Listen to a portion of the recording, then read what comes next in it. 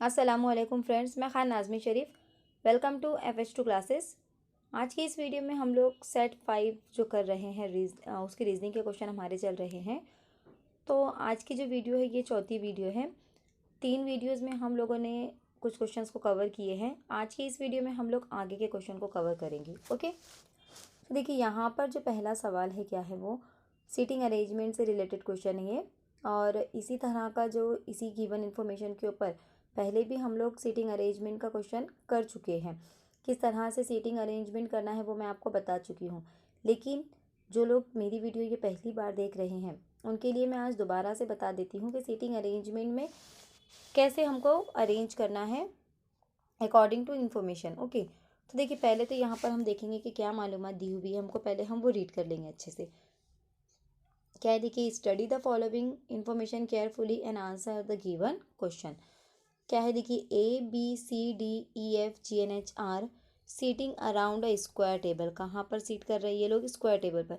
In such a way that 4 of them seat at 4 corner, यानी 4 उनमें से corner पर बैठे हैं टेबल के of the table, while the other 4 is in the middle of the 4 side, और बाकी के जो 4 है वो दरमियान में बैठे हैं।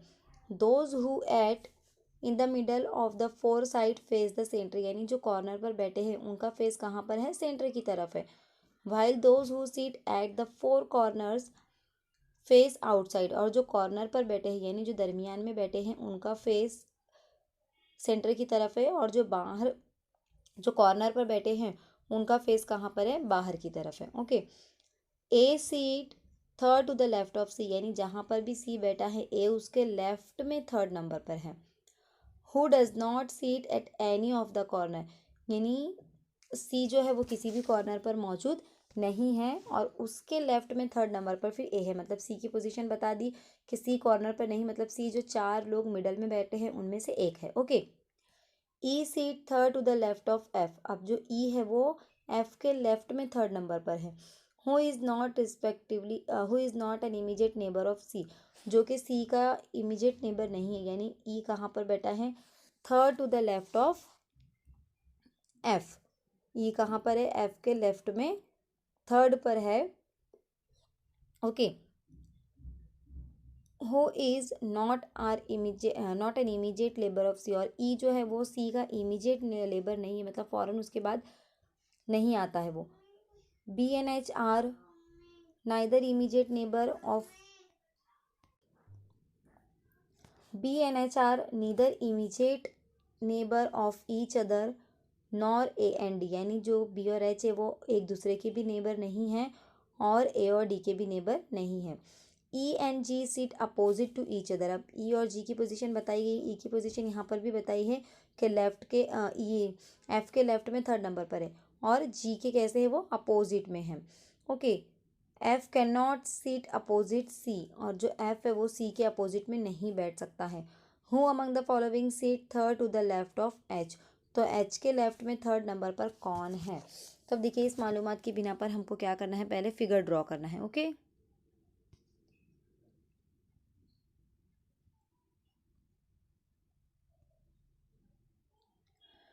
तो देखिए अकॉर्डिंग टू जो इन्फॉर्मेशन है हम उसी के हिसाब से जाते हैं। यहाँ पर हम पहले देख लेते हैं कि कहाँ पर बैठे हैं ये लोग। स्क्वायर टेबल में बैठे हैं, तो देखिए मैं यहाँ पर एक स्क्वायर टेबल बना लेती हूँ। ओके, इस तरह से ये स्क्वायर टेबल के अंदर बैठे हुए हैं।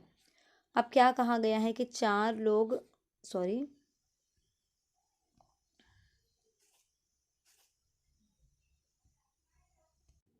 4 लोग कहाँ है कि कॉर्नर पर बैठे हैं, तो ये 4 लोग हो गए कॉर्नर पर। ओके, उसके बाद क्या कहा गया है कि जो 4 लोग हैं वो कहाँ बैठे हैं? वो मिडल में बैठे हैं, इस तरह से। ओके, अब देखिए क्या कहा गया है कि 4 them sit at a 4 corner of the table while the other 4 sit in the immediate of the middle of the 4. अब those who sit in the middle of the corner of the middle of the 4 side face the centre, यानी जो बीच में बैठे हैं वो कहाँ पर उनका फेस है? सेंटर की तरफ, मतलब यहाँ पर एरो बनेगा क्योंकि इनका फेस कहाँ पर है? सेंटर की तरफ है। ओके, और जो कॉर्नर पर बैठे हैं उनका सेट आउटसाइड में है, उनका फेस, तो ये एरो की जो है ये बाहर की तरफ निकलेगा। ओके, ये एरो मैं क्यों बना रही हूँ, क्योंकि इसकी वजह से हमको पोजीशन डिसाइड करना, लेफ्ट राइट बताना आसान हो जाता है। ओके, अब ये हो गया। इसके बाद क्या कहा गया है, देखिए इनकी पोजीशन बता दी कि 8 लोग हैं, 4 कॉर्नर पर बैठे हैं, 4 मिडल में बैठे हैं। जो मिडल में बैठे हैं वो सेंटर को फेस कर रहे हैं, और जो कॉर्नर पर बैठे हैं वो कहाँ है, बाहर की तरफ है। अब देखिए क्या कहा गया है, A is seat third to the left of C who does not seat at any of the corner. यानी जो ए है वो सी के लेफ्ट में थर्ड नंबर पर है, और सी जो है वो किसी भी कॉर्नर पर नहीं है, तो सी हम मिडल में से कहीं भी ले लेते हैं। सपोज मैंने यहाँ पर अगर सी ले ली, तो अब इसके लेफ्ट में थर्ड नंबर पर हमको कौन है, ए है, तो अब इसका लेफ्ट हमको सी का लेफ्ट देखना है। तो देखिए अगर एरो के हिसाब से जाएंगे तो यहाँ पर इसका राइट हो जाएगा, और यहाँ पर नीचे की जानिब इसका लेफ्ट हो जाएगा। तो यहाँ से अगर हम थर्ड नंबर पर देखते हैं तो ये फर्स्ट हो गया, ये सेकंड हो गया, थर्ड हो गया, यानी यहाँ पर कुछ ए आएगा, क्योंकि उसके लेफ्ट में थर्ड नंबर पर ए कहा गया है, तो यहाँ पर क्या आ जाएगा, फिर ए आ जाएगा। ओके, ए और सी की पोजीशन हो गई। अब देखेंगे E seat third to the left of F. अब ई कहाँ पर है, एफ के लेफ्ट में थर्ड पर है। Who is not an immediate neighbour of C, यानी जो एफ है वो सी का इमीडिएट नेबर नहीं है, मतलब उसके दोनों कॉर्नर को छोड़कर एफ कहीं भी आ सकता है। Okay, B and H are neither immediate neighbour of each other nor of A and D. और बी और एच जो है वो एक दूसरे के भी नेबर नहीं है, और ई और डी के, ए और डी के भी नेबर नहीं है। E and G seat opposite to each other, और ई और जी है वो कैसे, एक दूसरे के। तो फिर क्या कहा गया उसके आगे कि जो बी और एच है are neither immediate neighbour of each other nor A and D, मतलब बी और एच ना तो एक दूसरे के नेबर है, ना ही ए और डी के नेबर है। मतलब बी और एच आजू बाजू में भी नहीं आएंगे, और ए और डी के भी बाजू में वो नहीं आएंगे। ई एन, अब उसके बाद देखिए क्या है, E and G seat opposite to each other. अब ई और जी की पोजीशन बताया है कि वो एक दूसरे के कैसे हैं, अपोजिट में है। ओके, अब ई की पोजीशन और एक बार बताइए कि E is seat third to the left of F. अब ई की जो पोजीशन है 2 बार बताई गई है कि वो एफ के लेफ्ट में है थर्ड नंबर पर। Who is not an immediate neighbour of C, यानी एफ जो है वो सी का इमीडिएट नेबर नहीं है। तो हम क्या करेंगे, अब देखिए सी यहाँ पर है गिवन, तो उसके फ़ौरन बाद तो एफ़ नहीं कहा गया है, तो हम एक छोड़कर यहाँ पर अगर एफ़ ले लेते हैं, सपोज़ मैं यहाँ पर एफ़ लेती हूँ, तो फिर ई की पोजीशन क्या कही गई है कि ई कैसा है, third to the left of F, यानी एफ़ के लेफ्ट में थर्ड नंबर पर है। तो देखिए एफ़ का एरो की पोजीशन अगर आप देखेंगे तो ये एफ़ का राइट हो गया, ये उसका लेफ्ट हो गया। ओके, ये आर नहीं है, ये राइट लिखा है। ओके, तो यहाँ पर उसके लेफ्ट में हमको तीसरे नंबर पर क्या लेना है, फिर ई लेना है। देखिए यहाँ पर इंफॉर्मेशन है, E seat third to the left of F, और जो एफ है वो सी का फ़ौरन बाद नहीं है, मतलब उसका इमीडिएट नेबर नहीं है, तो हमने एक एरो को छोड़ा है और मिडल में यहाँ पर एफ को लिया है। अब इसके लेफ्ट में तीसरे नंबर पर हमको क्या लेना है, ई लेना है, मतलब यहाँ पर ई आ जाएगा। अब देखिए ई के साथ किसकी जोड़ी गिवन है, यहाँ पर देखिए कि E and G sit opposite to each other, यानी ई और जी अब एक दूसरे के अपोजिट में, यानी यहाँ पर जो है वो जी आ जाएगा। ओके, यहाँ पर क्या आएगा, फिर जी आ जाएगा, ये जी है। अब उसके बाद क्या बचा है, फिर देखिए हमारा कि D does not seat in the immediate of, D does not seat in the middle of any side, and at least 2 person should be seat between A and D. यानी यहाँ पर क्या कहा गया है कि जो डी है वो wait a minute, D does not seat in the middle of any side, यानी डी जो है वो किसी भी साइड के मिडल में नहीं है। यानी डी की भी पोजीशन मालूम हो गई कि डी कॉर्नर पर है, यानी यहाँ पर अब कॉर्नर पर जी आ गया, ए आ गया और ई आ गया, यानी कॉर्नर पर अब एक ही बचा ना, तो यहाँ पर तो डी ही आ जाएगा बराबर, क्योंकि क्या कहा गया है कि D does not seat in the middle of any side, यानी डी जो है वो मिडल में नहीं है, यानी डी कॉर्नर पर है। तो चारों कॉर्नर हो गए हमारे, एक पर ए आ गया, एक पर जी आ गया, एक पर ई आ गया और एक पर डी आ गया। अब कौन से 2 बचे, देखिए यहाँ पर जी बच गया और बी बच गया। ओके, तो अब क्या कहा गया है, बी और यहाँ बताई गई कि B and H are neither immediate neighbour of each other, मतलब बी और एच जो 2 बच गए हैं वो एक दूसरे के इमीडिएट नेबर नहीं है। तो देखिए 2 ही पोजीशन बच गई है, उस हिसाब से वो दोनों यहाँ में से एक जगह पर एच आएगा, एक जगह पर बी आएगा, तो वो हिसाब से सही है कि वो दोनों एक दूसरे के इमीडिएट नेबर नहीं आ रहे हैं। लेकिन देखिए यहाँ पर क्या कहा गया कि nor of A and D respectively, यानी ए और डी के भी वो नेबर नहीं है। अब रिस्पेक्टिवली का मतलब क्या होता है कि जो सीक्वेंस में दिया है, यानी यहाँ पर बी पहले दिया है तो बी जो है वो ए का नेबर नहीं हो सकता, ओके, और एच जो है वो डी का नेबर नहीं हो सकता। यानी बी के ए के बाजू में हमको बी नहीं लेना है, मतलब यहाँ पर फिर हमको एच लेना है, क्योंकि क्या कहा गया है कि B and H are neither immediate neighbour of each other, मतलब बी और एच एक दूसरे के नेबर नहीं है, nor A and D respectively, ना ही वो ए और डी के है। लेकिन कैसे, रिस्पेक्टिवली का यहाँ पर इंपॉर्टेंट है। क्यों रिस्पेक्टिवली? क्योंकि वो सीक्वेंस में फिर हमको लेना है कि बी यहाँ पर पहले है तो बी ए की भी नेबर नहीं हो सकती और एच जो है वो डी का नहीं हो सकता। तो यानी ए के बाजू में जो प्लेस बचा था वहाँ बी को नहीं ले सकते, तो हमको एच को लेना होगा, और यहाँ फिर जो प्लेस बचा था हमको क्या करना होगा, यहाँ पर बी को लेना है। ओके, यहाँ पर हमारा डी मौजूद था। ये हो गई हमारी पोजीशन। अब हमको सवाल क्या पूछा है, who among the following seat third to the left of H, यानी एच के लेफ्ट में तीसरे नंबर पर कौन है हमको ये देखना है। तो देखिए एच की एरो की पोजीशन अगर हम देखते हैं तो एरो की पोजीशन उसका सेंटर की तरफ फेस है, सेंटर की तरफ फेस है, मतलब एच का जो राइट साइड होगा वो ये साइड में होगा और उसका लेफ्ट साइड यहाँ इस साइड में होगा। ओके, तो लेफ्ट साइड में तीसरे नंबर पर हमको देखना है कि कौन है, तो 1 2 और 3, तीसरे नंबर पर कौन आ रहा है, फिर यहाँ पर डी आ रहा है। ओके, तो डी जो है इसका सही जवाब होगा। इस फिगर को मैं और एक बार आपको बता देती हूँ।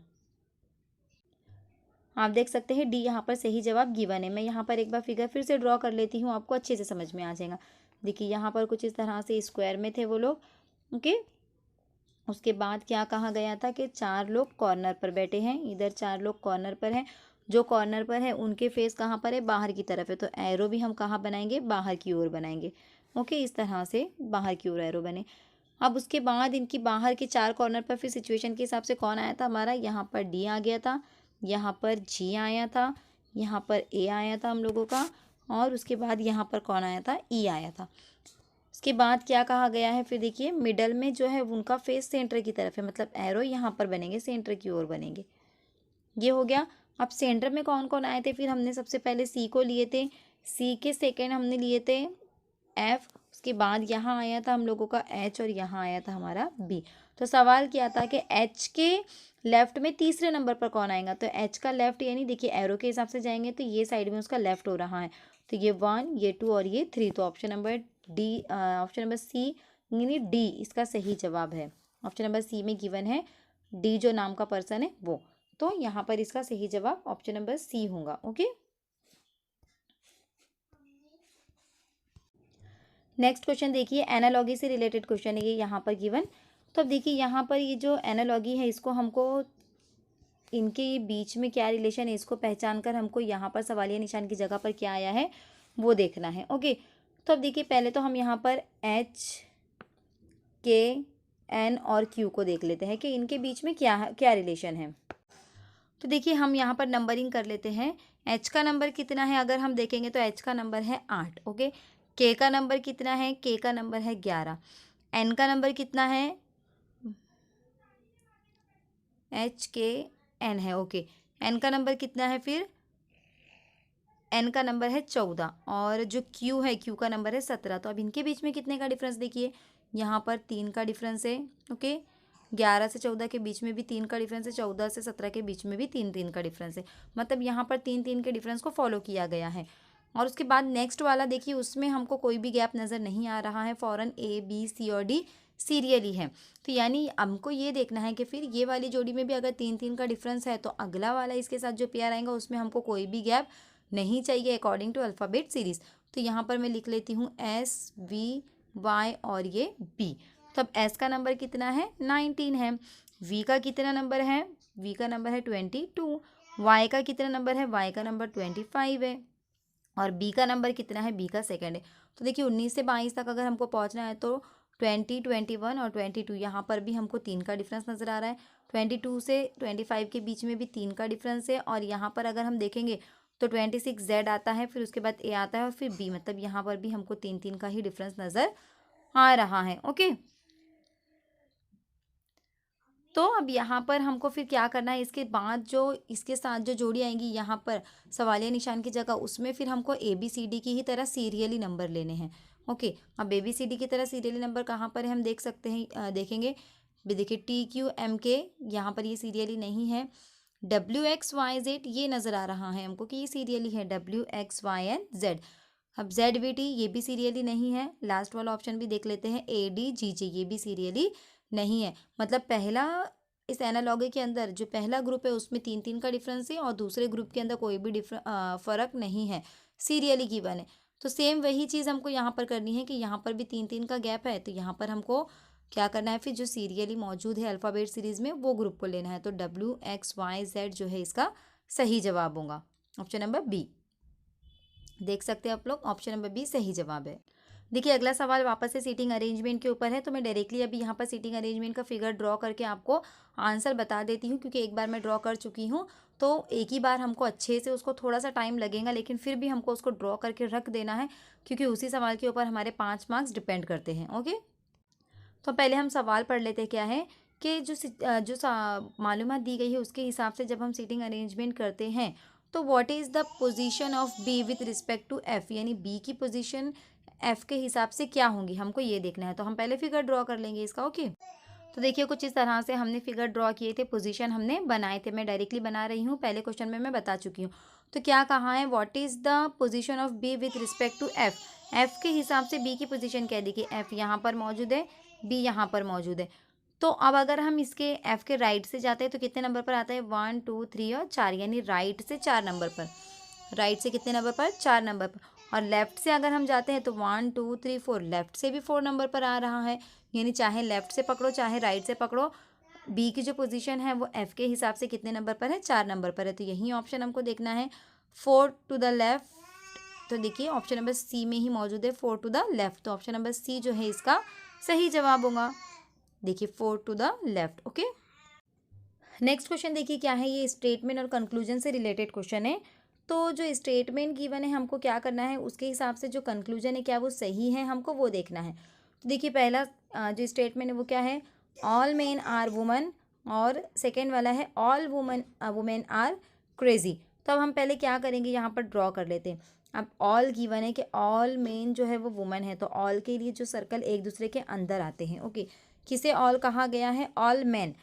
तो ऑल मैन मतलब मैन जो है वो अंदर आ जाएंगे, और क्या है, मैन को क्या कहा गया है कि वो वुमेन्स है, तो ये वुमेन्स वाला बाहर आएगा। उसके बाद क्या कहा गया है कि ऑल वुमेन्स आर क्रेजी, यानी जितने भी वुमेन्स है वो क्या है, क्रेजी है। तो एक मिनट रुकिए, यहाँ पर देखिए कुछ 3 सर्कल बनेंगे इस तरह से।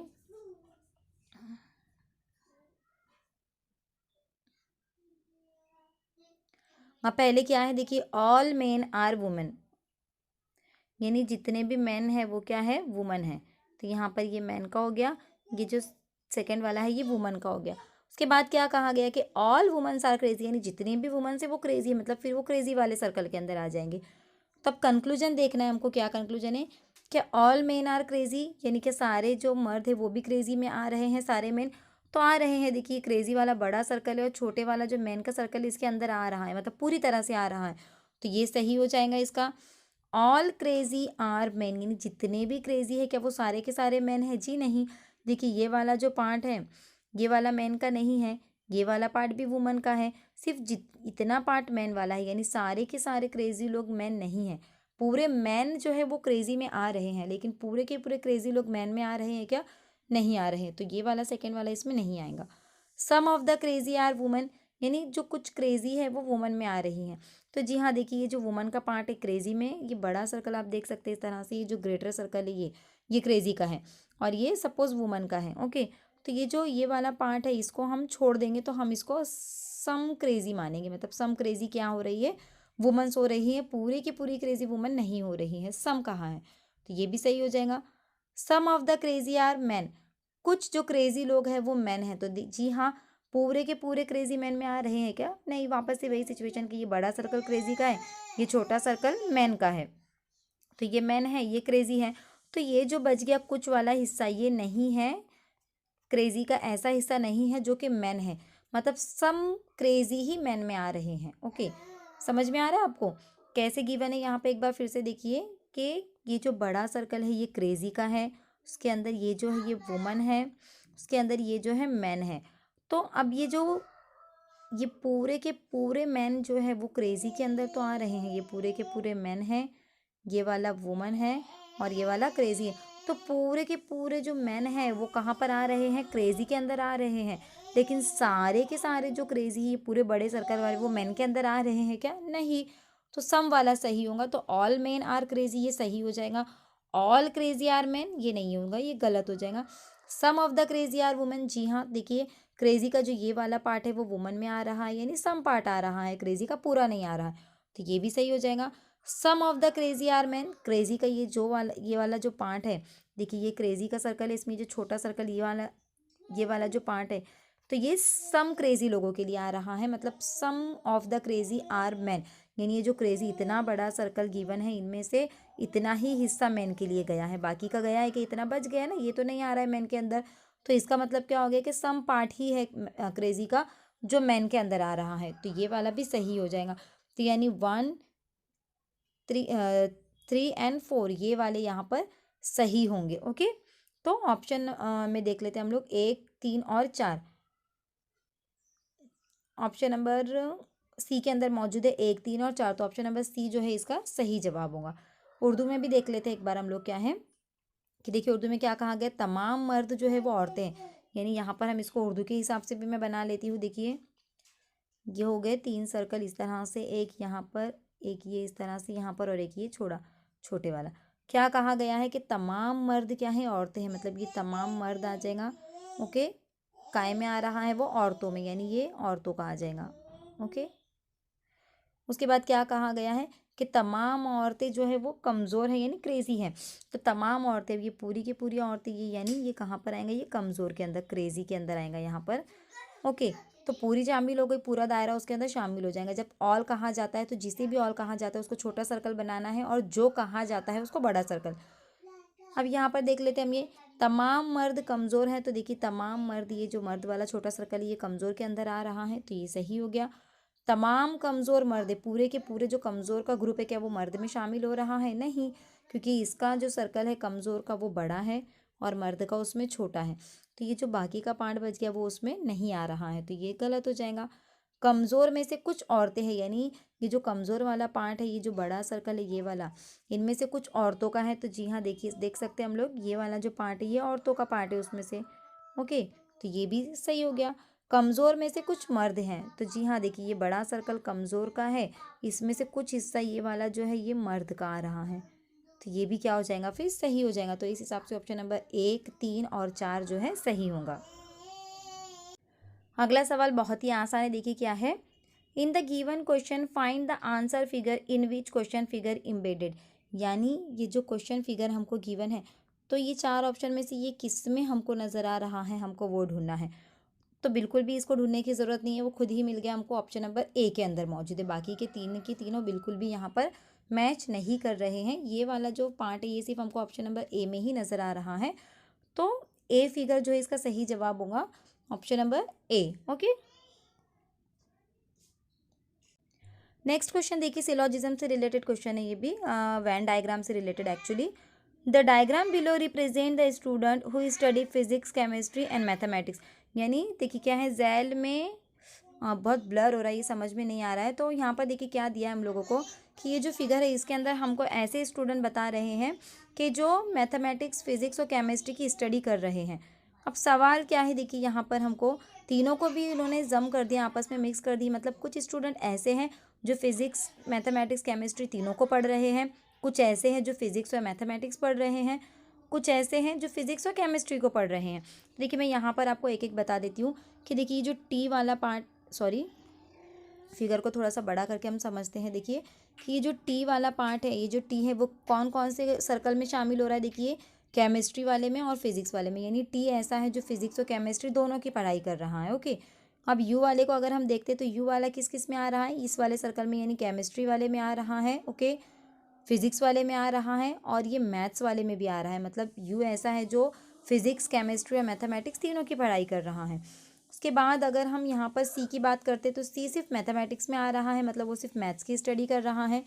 पी की अगर हम बात करते हैं तो पी जो है वो केमिस्ट्री और मैथ्स के अंदर आ रहा है, मतलब पी जो है केमिस्ट्री और मैथ्स की स्टडी कर रहा है। ओके, एस की अगर बात करते हैं तो एच कौन से इसमें आ रहा है, देखिए फिजिक्स वाले सर्कल में, तो एस किस किस में आ रहा है यहाँ पर, फिजिक्स में। देखिए फिजिक्स वाले सर्कल में हमको एक्स नज़र आ रहा है, यहाँ पर देख सकते हैं, एक मिनट, ये एस वाला देखिए कि ये वाले सर्कल में भी आ रहा है फिजिक्स वाले, और ये वाला सर्कल भी उसमें जम हो रहा है, कौन सा, मैथमेटिक्स। यानी एस जो है वो फिजिक्स और मैथ्स की स्टडी कर रहा है।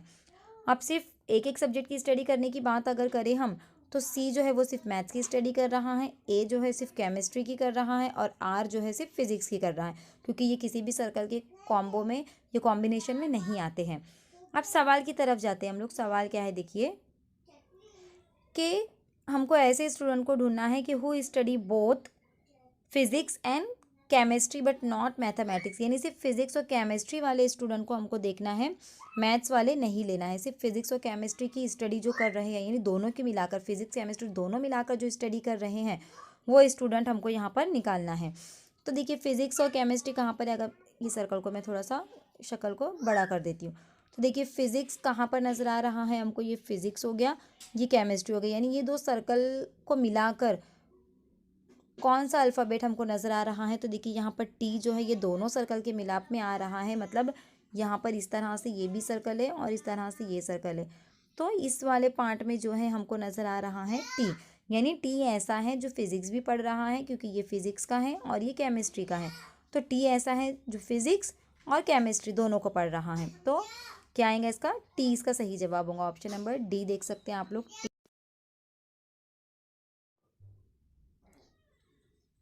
अब अगला सवाल देखिए क्या है यहाँ पर। अगला सवाल क्या है कि Sameer was standing facing east, यानी जो समीर है वो कहाँ पर है, ईस्ट को फेस कर रहा है। He turn to his right and walk 5 metre, यानी वो अपने राइट में गया और 5 मीटर तक चला। Again he turn to his right and walk 7 metre, वापस वो राइट में मुड़ा और 7 मीटर चला। Then he turn to his left, फिर वो अपने लेफ्ट में मुड़ा और कितने मीटर चला, 4 metre. In which direction is he facing, अब वो कौन सी डायरेक्शन फेस कर रहा है हमको ये देखना है। तो अकॉर्डिंग टू मालूमात या अकॉर्डिंग टू इन्फॉर्मेशन हम क्या करेंगे, इसको ड्रॉ करेंगे। ओके देखिए यहाँ पर क्या है कि समीर मशरिक का रुख करके खड़ा था, वो अपने दाएं तरफ मुड़ा और 5 मीटर चला, दोबारा अपनी दाएं तरफ मुड़ा और 7 मीटर चला, फिर वो अपनी बाएं तरफ मुड़ा और 4 मीटर चला। अब वो किस सिमत में खड़ा है, तो कहाँ पर उसका फेसिंग है, ईस्ट की तरफ। तो ईस्ट कहाँ पर है, अगर हम 4 डायरेक्शन बनाते हैं इस तरह से, तो ये है ईस्ट, ये है वेस्ट, ये है नॉर्थ और ये है साउथ, यानी उसका जो फेस है वो ईस्ट की तरफ है, यानी एरो कुछ इस तरह से होगा वो कि ईस्ट में उसका फेस है समीर का। अब he turn to his right, अब उसके राइट में अगर वो मुड़ता है, अब राइट में मुड़ने के लिए मतलब कहाँ पर देखिए, ये जो नीचे की साइड हो जाएगा उसका राइट हो जाएगा और ये ऊपर की साइड उसका लेफ्ट हो जाएगा, अगर हम ईस्ट की तरफ फेस करके खड़े हैं तो वो अपने राइट में मुड़ता है, कितने मीटर चला वो राइट में मुड़कर, यानी अपने दाएं जानी मुड़कर 5 मीटर, तो ये 5 हो गया। अब एरो इस तरफ आ गया, ओके। अब एरो उल्टा हो गया, देखिए अगर एरो ऐसा रहता है तो ये हमारा राइट होता है, ये हमारा लेफ्ट होता है, लेकिन अब एरो कैसा हो गया, उल्टा हो गया, तो ये लेफ्ट हो जाएगा, ये राइट हो जाएगा, ओके, इस तरह से। तो देखिए ये इसका लेफ्ट हो गया, ये इसका अब राइट हो गया, ये 5 मीटर चलकर आया, इसके बाद ये वापस से कहा, again he turn to his right, यानी वापस से वो राइट में मुड़ा और कितने मीटर चला, 7 मीटर चला, ये 7 मीटर आ गया। अब एरो की साइड ऐसी हो गई, ओके। अब एरो ऐसा हो गया तो उसका जो राइट है वो इधर ऊपर की तरफ जाएगा और उसका लेफ्ट जो है वो नीचे की तरफ जाएगा, okay. Then he turn to his left, यानी कहाँ पर मुड़ रहा है अब वो, उसके लेफ्ट में, यानी नीचे की जानिब आ गया वो इस तरह से लेफ्ट में आने के बाद कितने मीटर चला वो, 4 मीटर चला, तो ये लेफ्ट में आ गया। अब in which direction is he facing now, तो अब वो कौन सी डायरेक्शन को फेस कर रहा है, तो पहले की पोजीशन हम देखें तो पहले वो यहाँ पर था, इस जगह पर खड़ा था। अब इसके हिसाब से अगर हम जाएंगे तो ये जो डायरेक्शन आ रही है इसकी कौन सी आ रही है, ये साउथ की, यानी अब फिलहाल वो कहाँ खड़ा है, साउथ में। एक बार और बता देती हूँ, देखिए कि वो ईस्ट की तरफ फेस करके खड़ा था, मतलब इधर फेस था उसका, उसके बाद वो राइट में गया, यानी राइट उसका नीचे की जानिब आ जाएगा। यहाँ पर जाने के बाद वो 5 मीटर चला। अब एरो की शेप देखना है कि उल्टी है, तो हम डायरेक्शन भी हमारे हिसाब से उल्टी लिखेंगे, यानी ये लेफ्ट हो जाएगा, ये राइट हो जाएगा। उसके बाद वो दोबारा राइट में गया, यानी इस जानिब गया, कितने मीटर चला वो, 7 मीटर चला। अब एरो ऐसा हो गया, अब एरो ऐसा होने के बाद ये उसका राइट आ गया, ये उसका लेफ्ट आ गया। अब उसके बाद कहाँ मुड़ा फिर वो, then he turn to his left, यानी वो नीचे की जानिब आ गया, यहाँ पर लेफ्ट में आ गया, ओके, तो अब उसकी पोजीशन पूछी है, तो अब जो पोजीशन है वो इस हिसाब से, यहाँ की पहली पोजीशन थी उसकी, तो इस हिसाब से अगर हम देखेंगे तो आपकी पोजीशन क्या है उसकी, साउथ है, यानी वो साउथ में फेस कर रहा है। ओके, तो देखिए आंसर आप देख सकते हैं यहाँ पर south, option number be given है। अगला सवाल देखिए कि if road is called footpath, तो हम लिखते चलते हैं कि रोड को क्या कहा गया है, footpath. Footpath is called garden, यानी फुटपाथ को क्या कहा गया है, garden. Garden is called street, garden को क्या कहा गया है, street. And street is called building, और स्ट्रीट को क्या कहा गया है, बिल्डिंग। तो where a child can play, तो बच्चे कहाँ खेलेंगे, तो बच्चे कहाँ खेलते हैं, ग्राउंड पर। लेकिन ग्राउंड को क्या कहा गया है, तो बच्चे कहाँ खेलते हैं, देखिए सॉरी ग्राउंड नहीं, गार्डन है यहाँ पर, तो बच्चे गार्डन में खेलते हैं। लेकिन गार्डन को क्या कहा गया है, यहाँ देखिए गार्डन को कहा गया है स्ट्रीट कहा गया है। तो where a child can play, तो बच्चे अब कहाँ खेलेंगे, नए जो न्यू नेम जो गिवन है उसके हिसाब से हमको जाना है। तो गार्डन को स्ट्रीट कहा गया है, यानी बच्चे अब कहाँ खेलेंगे, फिर स्ट्रीट पर। तो ऑप्शन नंबर ए जो है इसका सही जवाब होगा। देख लेते हैं, देखिए ऑप्शन नंबर ए जो है यहाँ पर सही जवाब है। देखिए ये अगला सवाल जो है वो भी सीटिंग अरेंजमेंट से रिलेटेड ही है, तो डायरेक्टली मैं फिगर ही ड्रॉ करूँगी अभी। तो पहले हम सवाल देखते हैं, which of the following excluding A would retain his original position. Wait a minute. तो आज के लिए इतना ही। उम्मीद करती हूँ आज की वीडियो आपको अच्छी लगी होगी।